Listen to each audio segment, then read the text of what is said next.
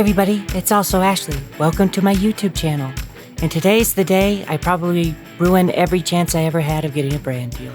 The idea to this video came about when I realized that anyone that's ever advertised to me using my data doesn't know what to send me.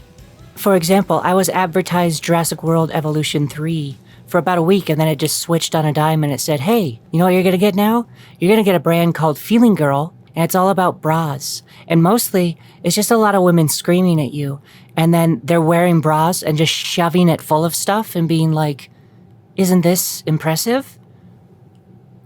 And the answer is no, because when I have a bra on, I then don't shove boxes and Coca-Cola cans and grapefruits in there. So I'm not quite sure what it was advertising. But then it switched over to a bunch of cosplay costume sites, and I realized, wow, this might be the first time of advertising stuff that actually kind of related to me. You can tell I'm taking this seriously because I'm in my businesswoman outfit. All of that aside, the thing I most noticed about those ads was that they all had a very similar tone and vibe. You saw the title, so I think you know where this is going, but it hit that part of me that's always really hated advertising and how it's shifted over the last 15 years. So let's go back. Back in March of 2012, a company put out an ad that changed commercials forever. Shave Cub. For around what's rumored to be about $4,500, these folks released a video online that went viral. Viral in 2012. What a thing. And even I can look back and say, this ad was fairly clever. It was kind of funny. It was snarky. It was very in-your-face, kind of confrontational. Very low budget, but making use of that in very creative ways. It was basically the perfect example of limitations creating creativity. And it worked wonders. Eventually, this company was sold off for somewhere around $1 billion, I want to say. So wildly successful. And if you're around during that era, you definitely saw this ad. But, and there's a big but, my theory that I will posit and talk about is that that ad ruined commercials and advertising, especially online, for the next 15 years. Which means, ever since 2012, we've had to deal with the repercussions of this ad ever being created. Something you might be thinking is, Ashley, where do you get off talking about something like this? Well, you know where I get off, first of all.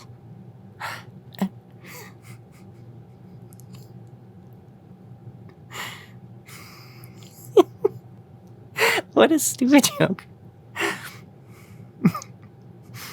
But second of all, you don't know me. You don't know my other life up until this point. You don't know the kind of awards I have up in a trophy case upstairs. Or the bodies I have buried in the basement.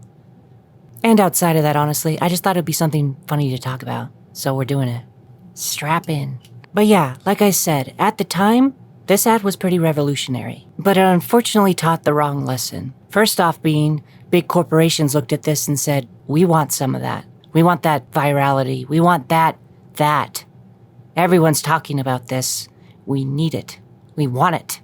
And in a weird way that almost makes this video a spiritual successor to my Instagram hot girl video, copy-paste was kind of the technique. Now, if you're not familiar with this tone and style and the ad in general, I'm going to show you how easy it is to actually copy-paste the entire feel of an ad like this. And it'll probably click for you because you've seen about 8 billion of them. I'm going to grab something random. Oh, okay, I'm just going to make this up on the spot. You ready for the ad? Hi, I'm a grown-ass adult, and this is a f***ing glass of water. It's not a hydro jug. It's not a crystal-infused, BPA-free douche bottle. Just glass and water. Your grandma will thank you. Thanks, Grandma. Parentheses, I'm walking or actively moving. You know what glass doesn't have? A brand deal. A flip-top nipple. Or an $80 price tag that comes with a plastic straw. And that smells like regret. And it's totally transparent. I bet you wish your boyfriend had that kind of relationship with you. And guess what? You drink it, you refill it. And you don't have to charge it, sync it, or post about it to TikTok, bitch. Just crisp, cold, sexy-ass water. In a vessel that doesn't squeak like a bad dog toy. So stop pretending you're a toddler with gym anxiety. Okay. Drink water out of a glass, like a f***ing adult. Just spilled it everywhere. Oh, I need my straw. Oh, it's wet. Oh, it's wet. How did I spill so much? Straw. Come here. Anyway, you get it. You know the ads. Oh, there's hair on this. You've seen a ton of those, I know you have. Don't lie. So I'm going to call that entire vibe that I just did for you and all of the advertisements like that out there in the wide world, snarky confrontational, which is basically what the original ad was. But every giant capitalist organization out there saw the success of that ad and said, we want that. We don't care that that came from a unique perspective with certain limitations. It was successful. Give it to us. Give me it. So yeah, from that point on, I feel like advertising changed, especially online. These big corporations kind of realized in an evil way, hey, we can just call our consumers pieces of shit and they'll still buy our slop. Oh my gosh. I'm realizing how much of my personality is coming through when I'm talking about this. Do you think I have a thing about capitalism? Am I like every other YouTuber that's ever existed and every video becomes me making fun of capitalism in America? Maybe. Honestly, maybe the bigger point is that everything online eventually becomes an incestuous mash of itself. And this is just another example. I'm just surprised it's lasted for as long as it has. It has been years and years and years of all of us dealing with this style of advertising. And enough is enough. God damn it, stop it. Do something new, please.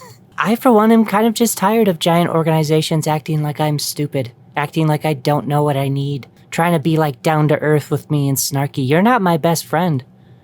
You're not. No one is. But this next little bit is where I'm going to basically ruin any chances of brand deals with these companies in the future, but I don't care. I don't want your money. But because I'm not getting brand deals, if any of you want to support me elsewhere, you know where to go. Please. An example of a company that picked this up right away was Squatty Potty. Remember those? The unicorn poop and stuff? Super confrontational. Really weird. Intentionally. Because the beauty for companies about this style of advertising is it causes frustration or annoyance, which instigates interaction and comments online, which drives engagement. It's all part of the same cyclical, horrible mess. Do y'all remember Purple Mattress? This is another example where they used this style of advertising. I'm probably going to show clips of them. Why not? Just call them out. Make sure I never get advertising with them. There's an ad that's still running called Lady Boxers. That's just, let's find the female version of that guy from Dollar Shave Club. And here's a little inside baseball. Inside the commercial world, after this ad blew up, it was literally in every advertising meeting for the next 5 years. Everyone was like, let's recreate that, but with our ad. Have you seen the Dollar Shave Club ad? I think that would work great for our RV sales. Oh, the Dollar Shave Club ad. I think that'd be awesome for our catering company. Have you guys seen the Dollar Shave Club ad? Can we do something like that? What would that take? The answer is your soul. Dr. Squatch does this. They also did something with Sydney Sweeney lately that was designed to frustrate and infuriate. Manscaped, Mint Mobile, Liquid Death, I think at one point, HelloFresh. It's just a shooting gallery of me knocking brands down. But come on, do you really think they would have worked with me? With what I am? I'm so scary. This is one of those things that probably dates me, but do y'all remember the Trivago guy? Have you ever looked for a hotel online? Did you notice that there's so many prices out there for the exact same room? That actually came out in 2012 too, so I feel like that was almost a 1-2. Schlubby, graying, snarky men were suddenly a hit. And one of the things that was different with the Trivago guy compared to Dollar Shave Club that year was that one was this snarky Dollar Shave Club CEO dude trying to be realistic, and the other is what caused me to have a sexual awakening and go, ooh, do I like dudes? I'm only kind of joking about that. He was hot. Surprise, this isn't a video about evil capitalism. It's just about how I have a crush on the Trivago guy from 2012. He was replaced at some point. I'm talking about the original one. A Ridge Trivago. A Ridge Trivige. Somebody stop me, we were talking. And I think that one of the other issues that came... Look at me, just get serious again. I think another one of the issues that came about from this style of ad that came into existence was that those bigger corporations and agencies and commercial companies realized, hey, we've been spending way too much money on this stuff. Let's cheapen stuff down. We can make this for way cheaper, make it look a little more realistic and down to earth. And that actually sells. So make it all cheap. Quick jump cuts, wacky bullshit, low budget, walking around with a camera. Oh, and by the way, let's not find real actors anymore. That CEO was horrible in that ad. Let's just pop our CEO in there. That'll be the joke. The joke will be he's realistic and down to earth just like all of you peons. And the truth is that the snarkiness and the confrontational nature of these spots meant that they've never had to stop making them. It drives the algorithm online. It creates a space in the comments that allow them to push this stuff forever. So why would they stop, right? I'm even doing it right now. Me talking about this stuff is me pointing it all out. It's a weird system. I don't know how to stop it other than just talk about it and maybe don't buy some of this shit. I think to give credit to the original ad, though, it was unique and fun and a good use of their resources. So I can't personally get upset about them existing. I should probably be more upset with everyone else around it that started using that as the base example. So it's a bit mean of me to say that they ruined commercials, honestly. It's everyone else in general. And the whole concept of an anti-ad has never really gone away. I know there's examples of Dollar Shave Club before it, but this is what struck a nerve so big, knocked somebody out so hard, that we haven't shifted away from it since. Feeling girl bra, stop shoving stuff in there. Calm down, everyone calm down. Everyone stop acting like I'm dumb. The other truth is I remember laughing at that original ad, but replicating humor, trying to be funny, using that to sell stuff, it's hard. You know, being funny isn't really a brand strategy. It's just kind of something that people know when they see it. So you can't just copy-paste that over. Also, in a strange way, I feel like this form of ad is exactly what every YouTuber does when they do their brand deal, right? The kind of reluctant snarkiness. We're all part of the problem. I say we like I'm even a YouTuber right now.